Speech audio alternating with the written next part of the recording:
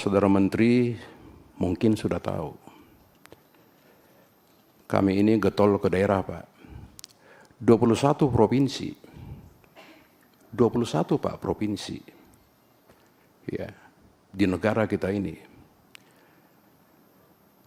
Catatan saya, Pak, 78 pejabat BPN sekarang sedang bermasalah hukum, Pak. Saya pelajari, Pak. Ada dalam proses penyelidikan. Sini ada Brigjen Polisi, ada polisi juga. Ada proses penyidikan yang sudah jadi tersangka. Ada dalam proses persidangan. Ada juga yang sudah diputuskan bersalah, Pak. Kan begitu. Nah, bagaimana caranya Saudara Menteri, ya, sahabat saya, Pak Raja ini, ya, petinggi PSI, ya kan begitu, sekjen kan, gitu, ya, bisa Saudara Menteri dan jajarannya membela mati-matian ini, Pak. Semua bicara anggaran, Pak Menteri. Anggaran BPN itu untuk, ndak usah bantuan hukum, Pak, untuk penanganan sengketa saja di kementerian itu hanya 60 kalau saya nggak salah. Mana Pak Dirjen sengketa di sini? 60, Pak, ya? 60 kan? 60 saja, Pak, sengketa yang bisa di-cover dengan anggaran. Sementara setiap tahun itu sengketa itu lebih dari 1000, Pak. Bagaimana caranya? Kita bicara tentang pembelaan kepada masyarakat. ATR BPN itu selalu turut tergugat, Pak. Jarang sebagai tergugat. Turut tergugat itu, Saudara Menteri tahulah, ya, hanya tunduk kepada putusan pengadilan. Turut tergugat, Pak. Dan jarang sebagai tergugat. Ini Pak Menteri.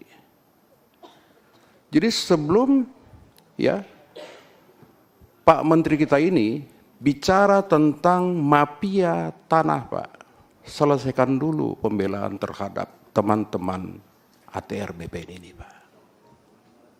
Selesaikan dulu, Pak. Itu intinya, Pak. Kita nggak mungkin bisa bicara pemberantasan mafia tanah, Pak. Nggak bisa. Ini semua akan ketakutan. Saya nggak tahu ini virtual nggak. Semua kakanwil, semua kakanta itu akan ketakutan, Pak, sampai ke bawah untuk berbuat kebenaran, Pak. Kenapa? Saya tidak perlu ungkap lagi di sini. Pak Wamen sudah tahu, saya sering sampaikan. Ya. Kepala kantor pertanahan dia berbuat benar dan dia membuat sertifikat dengan dasar dari surat bupati, surat keterangan camat, saksi kepala desa, surat dan saksi lain. Ketika sudah dibuat sertifikat, tersangka, Pak. Kementerian diam. Saya terus terang bilang diam, Pak.